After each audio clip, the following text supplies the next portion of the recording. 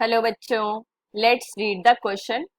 The question says that a stone is thrown horizontally with the velocity 15 meter per second.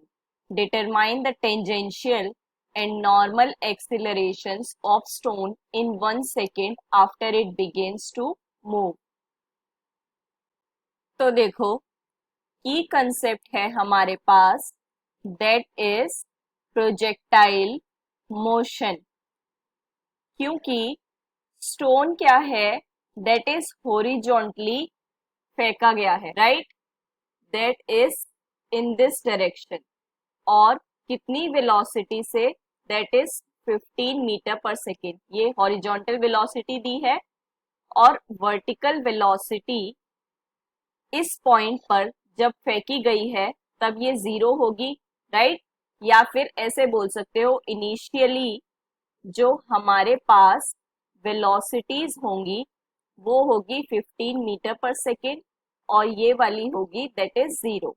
अब drop करने के एक second बाद मान लो यहाँ पर है और उसकी कुछ वेलोसिटी इस डायरेक्शन में है. तो देखो, अब इस पॉइंट पर हमें वेलोसिटी v x1 मान लेते हैं और इसे v y1 मान लेते हैं. अगर y1 के लिए वेलोसिटी अप्लाई करते हैं तो equation of motion v y1 is equals to u y1 plus a t.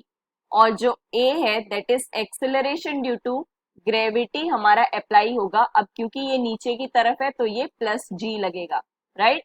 सो ये हमारे पास पुटअप करेंगे वैल्यूज तो कितना आ जाएगा, that is v y1 initially तो हमारे पास जीरो है प्लस 10 इंटू 1, क्योंकि ये वाली वैल्यू कितनी है हमारे पास 10 मीटर पर सेकेंड स्क्वायर. 9.8 भी ले सकते हैं बट सिंप्लिसिटी के लिए 10 लिया हमने.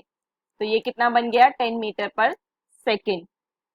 अब इस पॉइंट पर यहाँ पे लेट करते हैं तो जो हमारा एक्सिलरेशन है, नॉर्मल एक्सिलरेशन से ये अल्फा एंगल पर बना रहा है, राइट. क्योंकि वेलोसिटी आपकी ये vx है और ये vy है, सो ये कुछ ऐसे में आएगी और ये कितना है, अल्फा एंगल.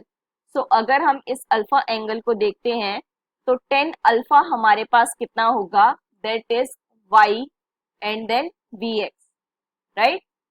वैल्यूज रखते हैं, that is 10 divided by 15, cancel करने पर 2/3. सो 10 अल्फा हमारे पास कितना आ गया, 2/3.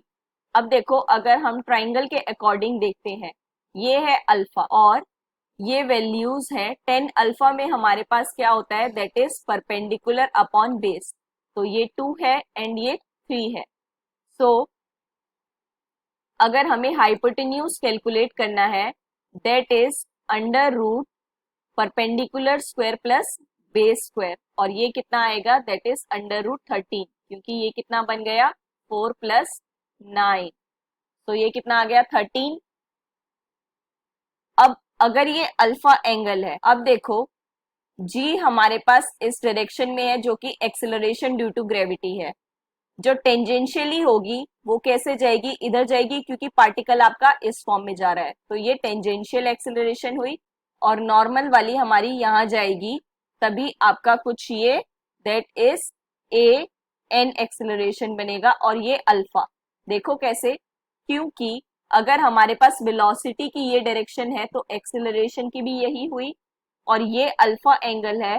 तो ये वाला एंगल कितना बना, ये हमारे पास 90 डिग्री है. तो ये 90 माइनस अल्फा एंड देन ये अगेन 90 है, तो ये अल्फा, राइट. क्योंकि रिजल्टेंट हमारा जो आएगा वो हमेशा इन दोनों के बीच में आएगा, तो इसीलिए हमने ये एंगल्स निकाले. अब अगर ये टेंजेंशियल है तो x के अलोंग जो आपकी आएगी नॉर्मल, ये कितनी होगी, that is g cos alpha. और जो टेंजेंशियल वाली होगी g sin अल्फा. अब वैल्यूज रखते हैं. अब g cos अल्फा अगर इस ट्राइंगल के अकॉर्डिंग देखें तो that is base upon hypotenuse which is 3/√13 and that g के लिए हम निकालेंगे, so that is g and then 2/√13. So the final answer is normal acceleration 3g/√13 and that tangential acceleration is 2g by root 13. I hope you understand it well. Best of luck. Thank you.